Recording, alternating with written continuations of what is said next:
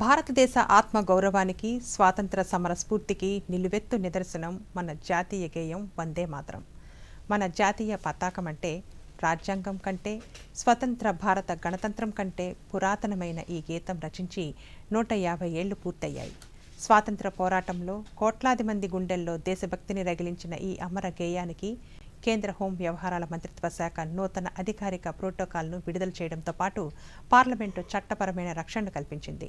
వందే మాతరం 150 ఏళ్ల అపూర్వ ప్రస్థానం, తాజా నిబంధనలపై ప్రత్యేక కథనాన్ని ఇప్పుడు చూద్దాం.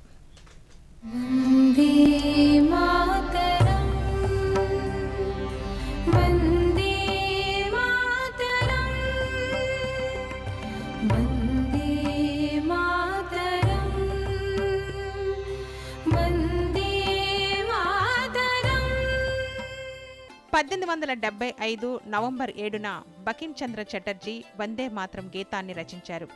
1882లో ఆయన ప్రసిద్ధ నవల ఆనంద్ మఠ్లో ఇది ప్రచురితమైంది. 1896 కలకత్తా కాంగ్రెసు సమావేశంలో రవీంద్రనాథ్ ఠాగూర్ దీనికి సంగీతం సమకూర్చి స్వయంగా ఆలపించారు. 1905 నాటి బెంగాల్ విభజన ఉద్యమ సమయంలో ఇది కేవలం ఒక పాట మాత్రమే కాక దేశమంతటా ఒక శక్తివంతమైన ఉద్యమ నినాదంగా మారింది. 1907లో మేడం బికాబీ కామా విదేశీ గడ్డపై ఆవిష్కరించిన తొలి భారత జెండాపై ఈ నినాదం లిఖించబడింది. 1947 ఆగస్టు 15న స్వతంత్ర భారత తొలి ఉదయం ఆకాశవాణి ఈ పూర్తి గీతాలాపనతోనే ప్రసారాలను ప్రారంభించింది.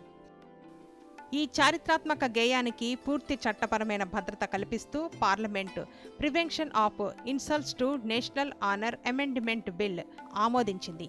కేంద్ర హోంశాఖ సహాయ మంత్రి నిత్యానంద రాయ్ ఉభయ సభల్లో ఈ బిల్లును ప్రవేశపెట్టారు. ఈ చట్టం ప్రకారం జాతీయ జెండా, రాజ్యాంగం, జాతీయ గీతంతో సమానంగా వందే మాతరం గేయానికి కూడా చట్టపరమైన రక్షణ లభించింది. ఎవరైనా ఉద్దేశపూర్వకంగా ఈ గీతాలాపనను అడ్డుకున్నా లేదా అవమానించినా 3 సంవత్సరాల వరకు జైలు శిక్ష లేదా జరిమానా విధించబడుతుంది.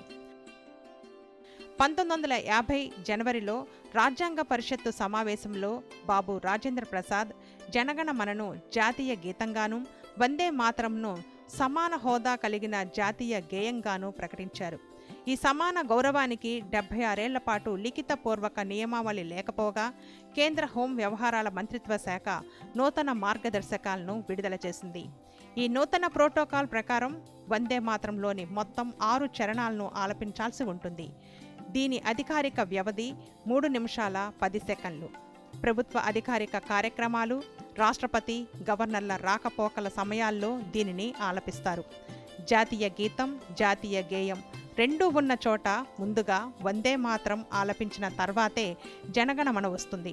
ఈ సమయంలో అందరూ లేచి నిలబడి గౌరవం తెలపాల్సి ఉంటుంది. దేశ సమైక్యతకు, సమగ్రతకు ప్రతీకగా నిలిచిన ఈ జాతీయ గేయం రాబోయే తరాలకు నిరంతరం స్ఫూర్తిదాయకం.